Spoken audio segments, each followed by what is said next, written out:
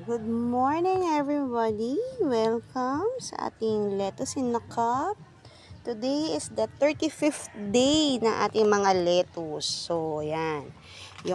So, as you can see, yung iba nating lettuce ay surviving sa init and the others are trying their best to be alive. And yung iba talaga totally deads. So, sa sobrang init, hindi nila nakayanan yung init dito banda sa atin sa Cavite. At bihira lang tayo inuulan dito banda sa area ng Cavite na to. Yun. So, ayan. Nakapag-spring na rin ako kanina lang. Ayan, bago ako mag-video. Ayan. So, ito yata yung mga junction natin. So, yung iba dito sa atin talagang survival of the fittest ang ating mga lettuce. Sa sobrang init, bihira lang tayo ulanin para lamigin tayo dito banda. So, ayan. Pero ang ating mga junction yata to. Ayan, nakikita nyo, gaganda ng mga gaganda ng mga dahon nila. Lalaki, bilog na bilog. So, by next month siguro, malaki na rin to. Ayan. Yung iba talagang totally, kinain na talaga yung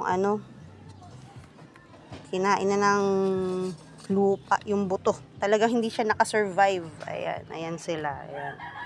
Pero, siguro mga 50% ang deads, 50% ang keep surviving pa dito sa ating mga lettuce.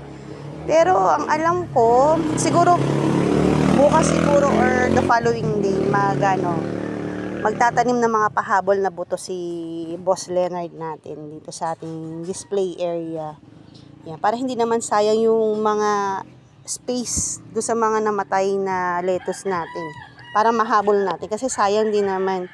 Baka kasi, syempre ngayon, pasukan. Alam mo yung mga parents, mahilig magawa-gawa ng sandwich. Ayan. Lalagay nila sa sandwich ng mga anak nila, mga lettuce natin. Yan. So, masarap naman ng fresh lettuce talaga. Kahit yung mga anak ko yan din, ginagawa nila. Yan.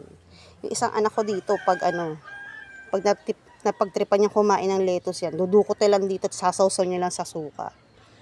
Yan ang trabaho niya. At saka yung maliit kong baby boy, yan, nakikipag-agawan sa atin. Dahil vegetable. So, healthy naman. So, ayan.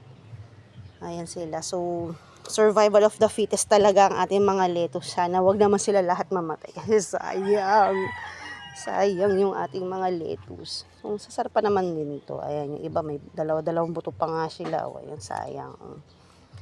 Pero, sana makasurvive. Kasi karamihan naman dito ay makakasurvive naman. Ayan.